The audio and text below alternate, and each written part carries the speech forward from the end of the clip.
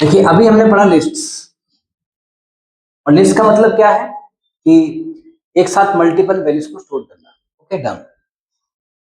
अब एक और चीज है, इसके बाद आता है टपल्स। अभी टपल्स क्या है?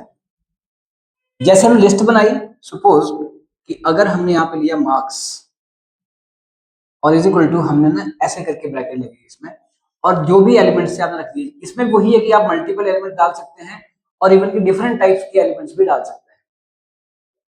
10, 20, 30, 40, 50 ये एलिमेंट्स वहां पे डाल दिए। अब marks is equal to something like this. अब क्या करेंगे आप यहां पर? इसका काम क्या है? It will work same as list. इसको भी वैसे ही बनेगा, इसका भी मेमोरी स्पेस वैसे ही बनेगा जैसे लिस्ट का बनता है, कि इसको भी इंडेक्स नंबर्स मिलेंगे लाइक दिस, 0, 1, 2, 3, 4, और यहाँ पे 10, 20, 30, 40, 50 ये एलिमेंट्स आ जाएंगे। ओके, और फिर आप इसको यहाँ पे करेंगे प्रिंट। अगर करना चाहेंगे तो आप लिखेंगे मार्क्स और ब्रैकेट में लिखेंगे 2, तब भी ये 30 ही प्रिंट करेगा ना। द मैटर इज कि फिर डिफरेंस क्या है लिस्ट और टपल? डिफरेंस ये है कि लिस्ट इज म्यूटेबल। अभी म्यूटेबल क्या होता है कि लिस्ट जो है वो चेंजेबल है।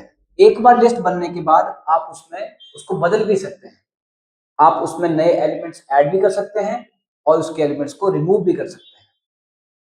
गेटिंग? बट टपल जो एक बार बन गई सो बन गई, अब इसके बाद आप इसमें कोई भी चेंजेस नहीं कर सकते, क्योंकि इसमें ऐसा कोई भी फंक्शन नहीं दिया गया है जो इसमें कोई चीज ऐड कर सके या कोई चीज रिमूव कर सके। So it is immutable, unchangeable. तो ये लिस्ट तो चेंजेबल है, बट सिंपल शब्दों में हम कहें तो टपल जो है वो उसको बदला नहीं जा सकता। जो एक बार बन गई सो बन गई। तो क्वेश्चन इज, क्यों काम आती है? अब क्यों काम आती है ये तब पता चलेगा जब हम कोई काम करेंगे, प्रोजेक्ट्स बनाएंगे, आगे पढ़ेंगे। अभी आप क्या सीख रहे हो? सिर्फ टूल सीख रहे हो। आप सीख रहे हो कि हथौड़ा कैसे मारा जाता है कील पर। जब कोई चीज बनानी होगी तो फिर आप मारो। गेटिंग और not? So this is what the tuples. कहीं कहीं हम ये लेना चाहते हैं कि यार ये जो डेटा मेरे पास पड़ा है इसको आगे फर्दर किसी भी हालत में चेंज ना आए इसमें, तो हम वहां पे उस डेटा को टपल में स्टोर करेंगे। गेटिंग? जैसे ना देखो, अगर आप कोई स्टूडेंट के मार्क्स स्टोर करते हैं उसको लिस्ट में करना चाहिए, क्योंकि वो डिपेंड करता है कि आप कि कल को बदले अपडेट करने पड़े तो अपडेट किए जा सकते हैं। अगर आप एक लिस्ट बनाना, अगर आप एक ऐसी लिस्ट बनाना चाहते हो जैसे वीक डेज की है, अब वीक डेज की लिस्ट नहीं बननी चाहिए, टपल बननी चाहिए, क्योंकि उसमें कोई भी चेंजेस नहीं आने चाहिए फिर, है ना। अगर आप स्टूडेंट के मार्क्स स्टोर करने जा रहे हो तो हो सकता है इसमें अपडेट करने पड़े कुछ टाइम के बाद, पर अगर आप वीक डे स्टोर करने जा रहे हो मल्टीपल, तो वो किस में करने चाहिए?